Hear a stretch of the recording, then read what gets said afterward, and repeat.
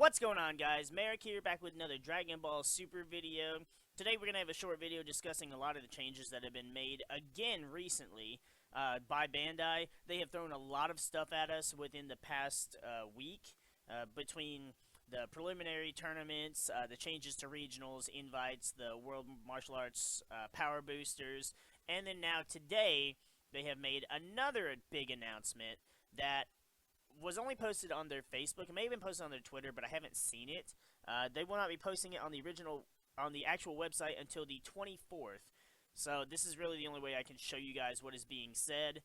They say that they are informing us in advance, stating changes to the banned limited errata card list and policy changes are moving forward. We have two critical announcements: 2 cards added to the ban list, 1 card added to the errata list. Adjustments, blah blah blah. The new banned and errata cards, based on recent tournament results, it appears that Goku's lineage decks with the Super Dragon Balls, Super Shenron as a leader card are going to continue dominating the tournament meta, damaging the competitive health of the game. To weaken these decks and allow others to thrive, we've chosen to ban 2 cards and errata another card. And here's the thing, is I understand that it's the catalyst that starts everything, but if they really wanted to, they could just ban or put restrictions on the Goku's Lineage boss cards being Height of Mastery, which is OP, and Victory Strike, which we won't even get into. But instead, they decided that they wanted to ban Bardock and A Child's Wish. They go on to say that Bardock has been a key card in aggro deck since its release, which is not wrong. But, again, they should have had restrictions on Bardock and Goku's lineage to begin with. Just leave it to a yellow Saiyan leader. It doesn't even have to be a Goku's lineage. Just a yellow Saiyan leader would have been fine. Let us use it with the other Bardocks. Let us use it with, like, Kid Goku. You know, they didn't have to restrict it. Though I'd have been fine if they did as well, to just the 3 Goku's lineage leaders. He's a highly powerful 1-cost card that can quickly whittle down opponents' life totals when paired with Super Shenron, the Almighty, dumping battle cards on the board and eventually winning the game with extra turns. We realized that even if there were countermeasures, it wouldn't fully address the negative experience of playing against the deck. Banning the card, we decided, was the only way. But here's the thing. Bardock combined with Super Shenron is not doing shit. And that's what they're not understanding. While yes, again, Bardock is the key to everything. Bardock starts everything. However, the only thing Bardock is really doing is he's 10,000 power, so he can attack. You don't have to combo a lot for him to attack. But that's really it. Sure, he takes a life when you play him, but again, there are other cards that take cards from your life. And with Bardock gone, you can just run Grandpa Gohan. Not as good because he can't really attack and, you know, whatever, but that's one wimpy attack, and when you're going to go into Height of Mastery, and you're going to take an extra turn or Victory Strike, and Bardock's not the problem there. Bardock is a problem card because of his design, because he was not restricted to Yellow Saiyans or to just Goku's lineage leaders. So, while I agree Bardock was an issue, Bardock was not the main issue. I know a lot of people are going to disagree with me on that, and I am kind of biased because Bardock's one of my favorite characters, and that is one of my all-time favorite cards just from the art alone. But Bardock, again, Bardock's not the one killing you. Bardock is not the one doing triple strike, huge-ass damage, not tapping your stuff. He's not Victory Strike. The big boss cards are the problem cards. Victory Strike is a problem card. Victory Strike can be abused, and has been abused, in so many different decks. Because it was an effect that never should have been brought into the game. Never. We did not need an attack like that. Hell, Yu-Gi-Oh! Had cards like that long ago. We had a card called Victory Dragon that, guess what, was never legal to play. So it was more just kind of like a fun thing. But Yu-Gi-Oh! Has had a lot of cards that, you know, they specifically say that they cannot be played. They're just kind of made for fun. Whereas the Victory Strike should not have ever existed. And I will again continue to say that Victory Strike was the problem.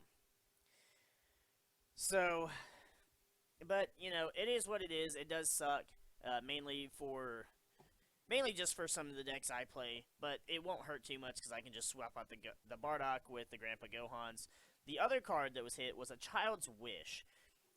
This card, I would say, is pretty much what makes the Wish decks. It is a little OP, a lot OP actually, and considering the Shenron decks can awaken as early as turn 2. I've done it turn 1. I've not played a lot of Wish decks, but I have done it turn 1, which is completely insane. And then just every turn you can just play a Child's Wish for free. And then you've still got your energy to do whatever. You've got cards like Dragon Radar to get your wishes back from the drop. And it's just wild. And while sure, a Child's Wish does have restrictions, has to be 15,000 or less, has to be 3 energy or less, it's still a ridiculously powerful card. Maybe it wouldn't be as bad if the wish rule was different. Like maybe you could only play one wish per turn, or maybe even that just didn't say you played the wish card for free. But either way, something needed to be done about wish decks. And while I love the concept, and there are still people playing other decks, wish decks they're the go-to leader because they aren't color specific, and you can just do stupid shit with them. And again, with the wishes, it's free cards to play more or less.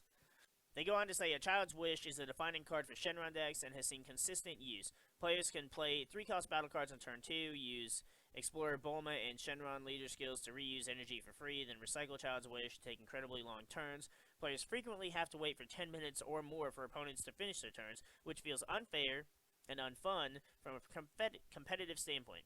For this reason, we've chosen to ban the card. I agree with all of that. I do. They are playing it for free. They're reusing energy. Using Bulma is a ridiculous way to cheat energy. Also, Preface of Recovery gave you another way to cheat energy as well. And it's not fun to have to take all those turns. It's also not fun when the game ends on like turn 3. It's just not. Like the game, you like the game to go farther. You like to be able to play some, a better variety of cards instead of. It's just. So I understand.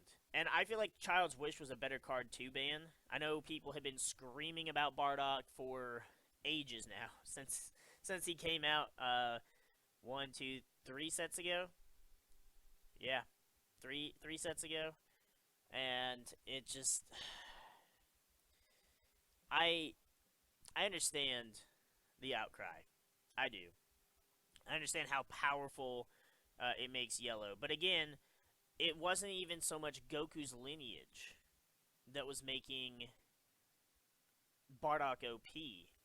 It was Victory Strike, because that was the go-to as Victory Strike. Now it's Height of Mastery, plus still Victory Strike, because they gave us the Path to Greatness Goku. I think that's what it's called, Path to Greatness. From the Power Booster set.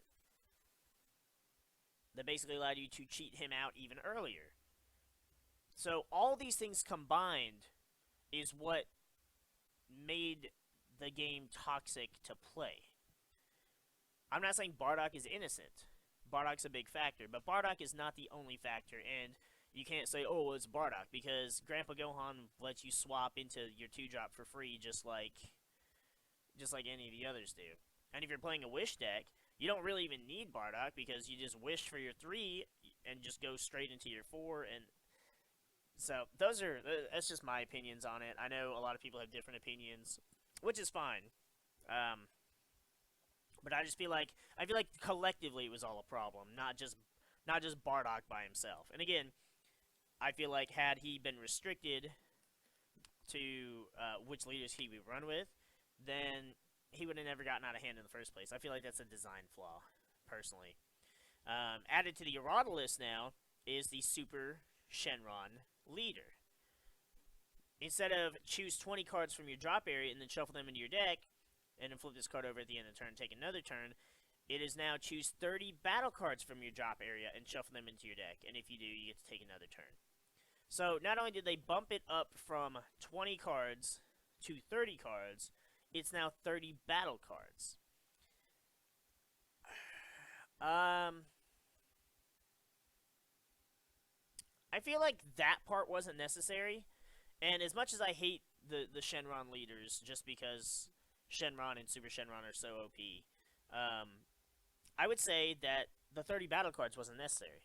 Because you would have to have a total of 37 cards in your drop to be able to activate this skill. So, because you're going to have the 7 Dragon Balls plus 30 cards. So it's 37 cards. It leaves 13 cards left between your energy, your hand, your deck, and your life. 13 cards amongst 4 places. Averaging out at, what, 4 cards a spot? 3 cards a spot? It seems a bit much for it to be 30 battle cards. I feel like 30 cards by itself would have already been enough of a big change to the card to make you actually have to work for it. But 30 battle cards, I feel like everybody's just going to go back to Shenron. We're just going to go back to Hide and Mastery with Shenron, or Victory Strike with Shenron, or I've even seen people, oh, well, we're just going to go back to 7-drop Gogeta with Shenron. So, really, nothing's going to change in a way because people just won't run Super Shenron. They'll just go back to regular Shenron, and it's going to be 3 triple strike attacks, and that's going to be that. And from what I've seen from all the times, and I will tell you, I've played against Shenron Victory Strike more times than I care to ever be content with. If I never have to play that deck again, it'll be too soon. And I know I will now because of these changes. But they don't even use Child's Wish. Or at least the players that I have played against playing Shenron Victory Strike, they don't even play a Child's Wish. They play World Peace and bring out the 5-drop Yellow Goku and then go into Victory Strike through him. So, taking a Child's Wish away is not going to hurt Victory Strike at all. Or even Hide and Mastery for that matter. And neither is taking away Bardock. So, those 2 bans aren't going to change 2 of the most problematic cards in the game, being Victory Strike, Hide and Mastery, and, to some extent, the Path to Greatness, because that's how you go into it. So, it's gonna force a shift in the meta, but it's not going to force a change in the game. It's not going to force a change in the way the game is played, or really the way the meta is for that matter. Because the leader is going to be different, but the deck will still function almost the same. Because it's still about a wish, it's still about getting your Dragon Ball, it's still about getting your stuff in your drop, and then dropping the big, ridiculous OP yellow card. So I don't feel like that's going to change a whole lot at all. They say that Super Shenron's extra turn skill ended up being easier to activate than they anticipated, and more powerful as well. There are a lot of ways to quickly dump cards in your drop to meet the 20-card requirement. Child's Wish, Bulma's Explorer, Yamcha at 100%, Tainted Power, Spopovich and Yamu, Assimilate, Nail, Pride of Namek, all fit the bill. 0-cost extra cards also go straight into your drop, making it even easier to filter through your deck. Again, yes, and that's another card that should have been limited to Goku's lineage. That way you couldn't search out your Bardocks. You couldn't, I mean, having to search them out's great, but it's a searcher for that should have been limited to its own archetype. For this reason, we made the condition on the extra turn skill harder to meet by raising the 20-card requirement to 30 battle cards. We believe this is necessary to make it harder for players to use extra cards to fill their drop areas and raise the overall difficulty of meeting these skills' activation conditions. And this touches right back onto what I was saying before, that I feel that 30 cards would have been enough. Because 30 plus the 7 Dragon Balls, and that leaves them 13 cards between their hand, their deck, their life, and their energy. And depending on how you play that, that's already you having to force yourself to get to 30 cards, not counting the Dragon Balls. So that's a lot of work you're already having to do. But I guess we'll just have to wait and see. And I really hope that some of you guys will let me know if you guys think that it'll be difficult to get the 30 battle cards, or if you think that that was too much. Personally, I think there will be people here and there trying to make Super Shenron work still. But with that steep of a new condition, I don't think it's really going to be plausible. Especially when you can just play regular Shenron and he requires not even half of the work. So these changes will go into effect for all areas June 1st of 2019. So that's not very far from now. That leaves me and all of you 2 weeks to get to enjoy our Child's Wish, to enjoy our Bardocs. So I'm probably going to play my Bardock deck at least once here and there. Same thing with any other Wish decks I want to play. Like my Goku Black Zamasu deck, the Shenron deck, is no longer viable just because I was using a Child's Wish to bring out Terror Scythe to make my tokens and to swarm the field with just a bunch of little token guys. So if you want to have any fun with that, you got 2 weeks left to do that. They're implementing these changes worldwide to ensure championship and preliminary tournaments around the world are on a level playing field. And we would like to stress how deeply sorry we are for the sudden notice and for the many players who are currently using these cards. This isn't the first time that we've announced temporary banning limitation, blah, blah, blah. We worry that the sudden change we made may be stressful, blah, blah, blah. As such, new additions to the ban-limited errata list will line up with the release of future series going forward. Here's the schedule we're currently considering. Announce any ban, blah, blah, blah, prior to the release of new series. I like that, though. I like that. If you're going to make any changes, if you're going to ban things, if you're going to limit things, if you're going to errata things, if you're going to make any changes to the card pool at all, whether it's the effects or just removing cards in general, let us know beforehand. In fact, I would appreciate it if they would let us know before they actually start revealing cards. So, right now, we don't know anything that's in set 7. Before they start revealing any of the cards, any of the colors, just anything at all. Because then if they don't, and they start revealing stuff, and it's like, oh, I'm going to build this deck with this card, and this is how it's going to play. You're going to practice it, you're going to play test it, you're going to find that you like it, and then they're going to go, okay, so this set comes out next week, and we're gonna ban this card. And that's just going to piss off more people, and it's a waste of time. Like, it's legitimately a waste of time, and it just, we want to build things we're going to have fun with, and they're going to work, instead of having to scramble to throw something together, hope that it works, not get enough testing done, and then just be stuck with the results. Changes will go into effect with the release of the new series booster. So as soon as that booster is out, whatever changes they make will be in effect. Emergency changes may go into effect outside of the above schedule. Needless to say, we don't want to add any new cards to the ban limit errata list. Everyone on the design team is working tirelessly to ensure the game balance is top priority. The next ban limit card announcement will arrive prior to Series 7, which is not for a while. I don't think we get Series 7 until the fall. Was it August? It's either August or September, I believe. So we've still got the rest of May, June, July. So we've got 3 to 4 months, depending on when that is. So maybe this will help out a little bit. I know it will change. It will change the current meta somewhat. It'll change what we're seeing, what we're playing against. But overall, I don't see it making a whole lot of changes. Hopefully, the World Martial Arts support will make some changes, because a lot of this stuff looks really, really fun, if not actually viable. So, but with that, that's all that they've got to say on this. I've voiced my opinions. Now I want to hear all of your guys' opinions. Let me know in the comments below what you think about the errata made or the bans made to A Child's Wish and our dear Bardock here. But with that, we're going to go ahead and get the freak out of here now, and we'll see you guys in the next video.